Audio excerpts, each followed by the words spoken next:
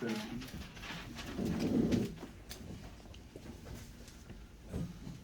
ahead, who's got the mic? Sorry. Go with Ron and then, sorry, I didn't see you had it. Coach, first half when you guys came back, you were really sharing the ball well. And multiple 2, 3, 4 touch possessions.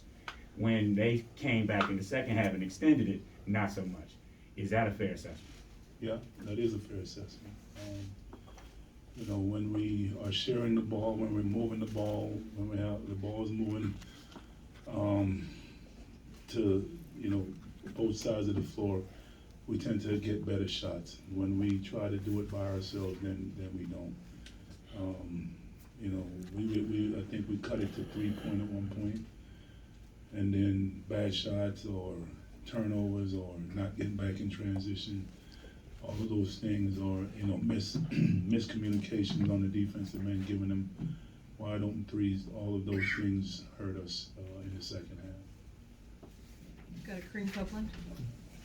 Hey Patrick, first off, condolences. Thank you. You kind of just touched on it a little bit, a few of the things that were happening defensively. 102 points, 27 assists, that's big numbers right there. What do you guys got to do to clean that kind of thing up, or was that just a team that got really, really hot?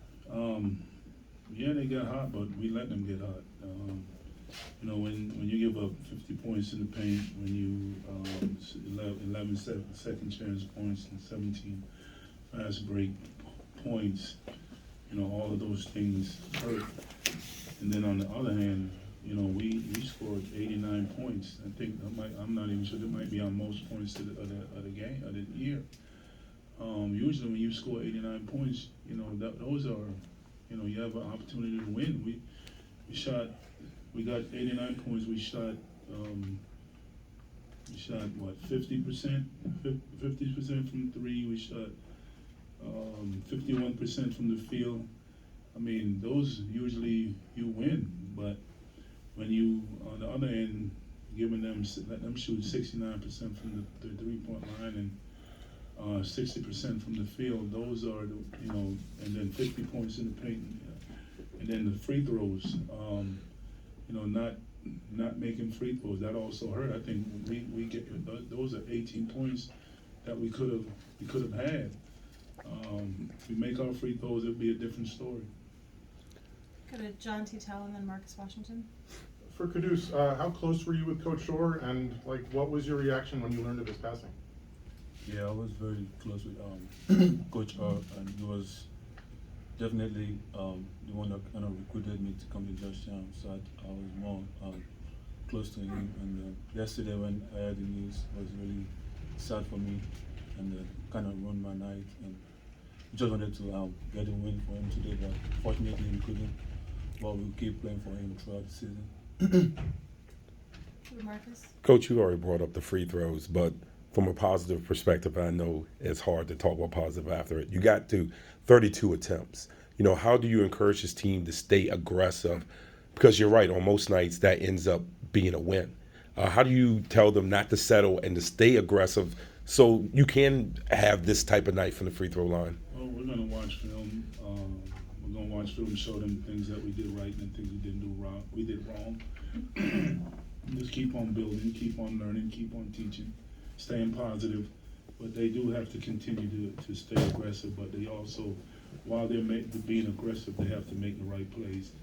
I always tell them, if I call your play, it doesn't mean that you have to shoot it.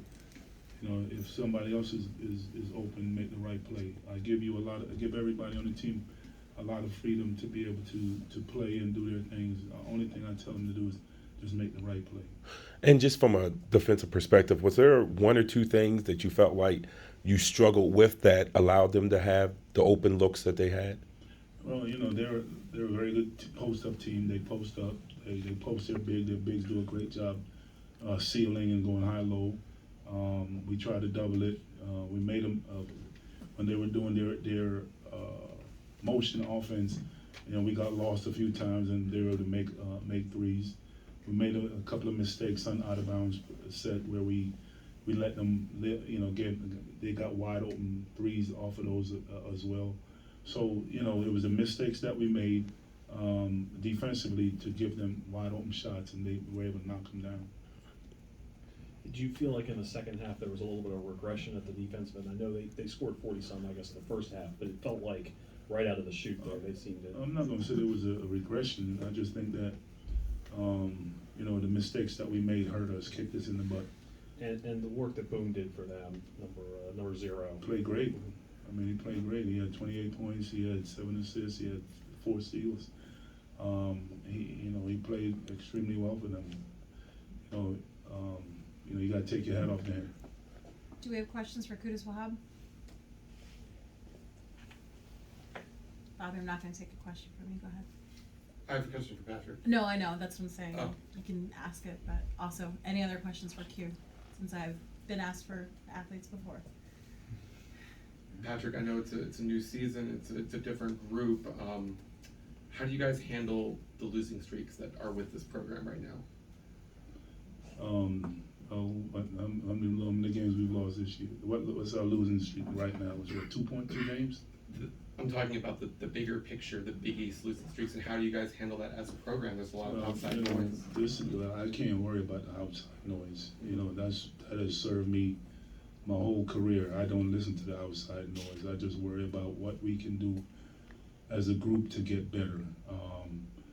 We're disappointed that we lost tonight. We're disappointed that we lost every night. Disappointed in the fact that we didn't do what we expected to do last year. But that's last year. This is a new year. We still have 19 more Big East games to play. We lost 1 game. So, ask me that question at the end of the year, and let's see where we are, and then I can answer that one. Where is the team?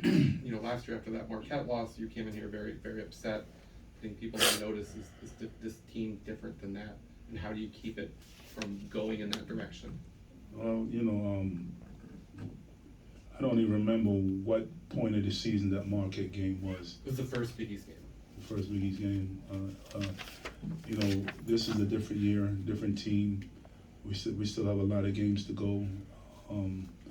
That day, I guess maybe that day I was frustrated with the way things had been going. Frustrated today. Today was a rough day with losing a dear friend. But, we still had to come out. We still had to prepare to try to get a win. It's all about getting wins. I'm not worried about losing streak. All I'm worried about is picking ourselves up off pulling our bootstraps up and trying to get a win come Tuesday. Q, how would you kind of size up the challenges you guys faced defending the post today with them getting 50 points in there? Yeah, it was really tough. I just feel like we just need to communicate more on the post up. Like when we have to double, we have to talk more and be more just communicate more. Yeah. And Patrick, about Lewis Orr, and obviously condolences to you and the rest of the program for that. But how are you kind of handling this situation? How difficult has the last day or last several weeks been? It's been difficult. I knew Coach Lou was fighting cancer, and we've been very close. I've been knowing him since my first year with the Knicks. We've developed a great friendship and a great bond. And when his wife called me last night and told me that he had passed, even though he wasn't here, we still would talk every day. He would watch the game and give me his insights on what he saw. And when I got the news, brought me to tears, because even though we are not blood brothers, we are like brothers. And his friendship is the bond that we had will definitely be missed. He was a person that I could talk about, and I could vent to him about the losing streak. I could vent to him about life. We can talk religion. We can talk. He was a man that was steady in his faith with the Lord. We talk about a lot of different things. So, those things were missed this year, and they will be missed going forward. Final question to Ron. Q, as the guy with the most games under his belt on the team, what's your role in trying to help the guys get out of this funk and get into the winning column? Yeah, my role is just to be more of a leader and be more vocal and, just keep the confidence of the guys up. Like we still have a lot of games left in the season, so we definitely gonna keep working and try to give our best every game. Thank you. Alright, thank you.